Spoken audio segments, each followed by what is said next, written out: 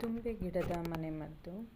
ನಮ್ಮ ಹಳ್ಳಿ ಮನೆಮದ್ದು ಚಾನಲನ್ನು ಸಬ್ಸ್ಕ್ರೈಬ್ ಮಾಡಿ, ಲೈಕ್ ಮಾಡಿ, ಫಾಲೋ ಮಾಡಿ.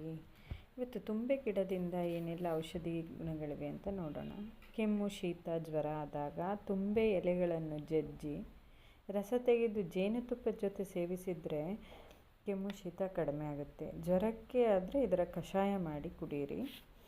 ಮತ್ತು ಕಫ ಆಗಿದ್ದರೆ ತುಂಬೆ ಸೊಪ್ಪಿನ ರಸದ ಜೊತೆ ಜೇನು ಅಥವಾ ವಾಂತಿ ರೂಪದಲ್ಲಿ ಆಗಬೇಕು ಅಂತ ಇದ್ದರೆ ತುಂಬೆ ಸೊಪ್ಪು, ಬೆಳ್ಳುಳ್ಳಿ, ಕಾಳುಮೆಣಸು, ಹರಳು, ಒಂದು ಉಪ್ಪು ಹಾಕಿ ಚೆನ್ನಾಗಿ ಜಜ್ಜಿ ಕುಡಿದರೆ ಕಫದ ಆಗಿ ವಾಂತಿ ಆಗುತ್ತೆ.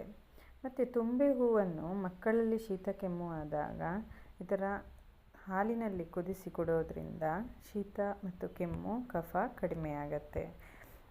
ಮತ್ತು ಕಷಾಯ ಹೇಗೆ ಮಾಡೋದು ಅಂತ ನೋಡೋದಾದರೆ, ತುಂಬೆ ಎಲೆಯನ್ನು ಚೆನ್ನಾಗಿ ತೊಳೆದು ಕಾಳು ಮೆಣಸು ಜಜ್ಜಿ ಅರಿಶಿನ ಪುಡಿ ಇವುಗಳನ್ನೆಲ್ಲ 1-2 ಗ್ಲಾಸ್ ನೀರಿಗೆ ಹಾಕಿ ಸಣ್ಣ ಉರಿಯಲ್ಲಿಟ್ಟು ಕುದಿಸಿ 1 ಗ್ಲಾಸ್ ಆಗುವವರೆಗೂ ಕುದಿಸಬೇಕು.